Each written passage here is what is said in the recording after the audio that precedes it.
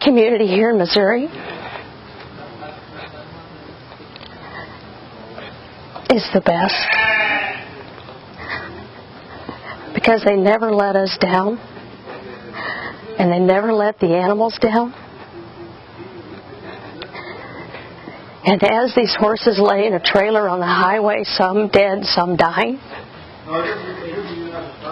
they were already responding. People showed up with trailers to see if they could help. We had skilled professionals, we had veterinarians, we had farriers, we had horse handlers that came out, and couldn't have done the rescue without them. So, my community is our strength.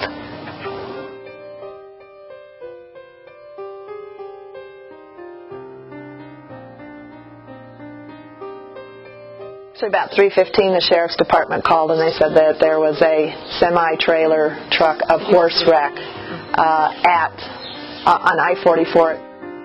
I know a semi-truck. I'm familiar with them, but to see it laying on its side and knowing all those horses are in there, it was. I was a little overwhelmed at first. You saw just a blur. It was dark. You saw horses up, horses down, horses tangled. I cannot even tell you how many were where. I mean, they were just in there piled on top of each other, struggling, and some of them had their foot down in the ventilation holes, stuck, just crunched up against the walls, kicking each other, trying to stand up, and it was just very sad. We had dragged several dead ones out to get to the live ones. There was live ones standing over dead ones, under dead ones. They was laying underneath dead ones. Everything. They had several of them they was all cut big time. So, I don't know. I don't know.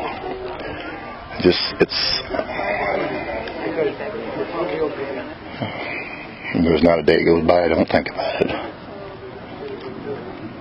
They had been beat up so badly, they were just traumatized. And some of them were hurt so bad that we had to put down there. It just depends. It just depended on how bad the injuries were. And this was kind of how most of the compartments looked as we were working our way back. There were so many horses down, and the ones that were standing were kind of standing on top of the other ones. They were, really injuring themselves a lot. That's right.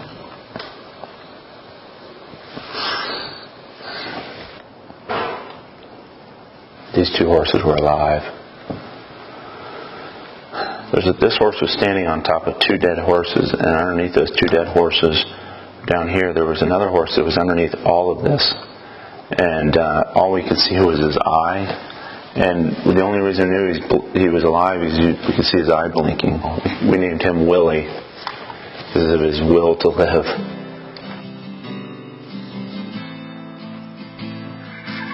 He's really gentle, but he's getting along really good. He didn't have any cuts because he was buried, so he couldn't really move around very much, but he had some minor lacerations, but mainly just kind of beat up. Had a lot of bruising.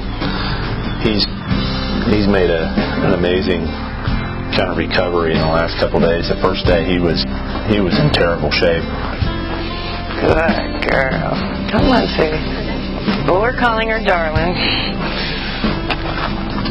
Yeah, this is one that I got to tell you, it's the first one that came out of the trailer that was not walking out. This one had a little bit of a gash up here, and I'm going to lose it again. I was picking metal shavings out of her head. And, I don't know, kind of got attached. Can I have this one? What struck me about this horse, really from the first day, when we got her to the arena, there was a little girl that had walked up and, was loving on her. She was exhausted, of course, and just standing there, and this little girl just, walked up and started loving on her. And as you can see, this is an extremely gentle horse. And to go through that type of trauma and then respond to a child that quickly, tells me that this was a family pet, which my guess is most of these horses were companion animals. That's heartbreaking to think, how did that animal suddenly end up on a kill truck, on their way to a slaughterhouse? That frustrates me that we're putting these companion animals on trailers and hauling them to slaughterhouses, because in America we don't eat horses. And for us to take our companion animals and to dispose of them in that manner is a very disturbing thought to me. I feel strongly that people in America should not allow their horses to be sent to slaughter, to be consumed by people from another country. And then in the manner that we do that is even more unthinkable. We're looking at a long time for a horse to have to bend over like this. And horses, when they get startled, raise their heads. How many times are they raising their heads, cracking their heads on these bars? This is the way we're going to treat them before we take them to slaughter. This is the last day of their life is spent cooped up, being kicked, being bent over, and then being drove to a very inhumane death. People need to seriously consider that this is no longer an acceptable outlet for these animals. That we as a people are going to say, that's not how we're going to handle this. And we have to say, the buck stops here. And this is not the route we're going to go.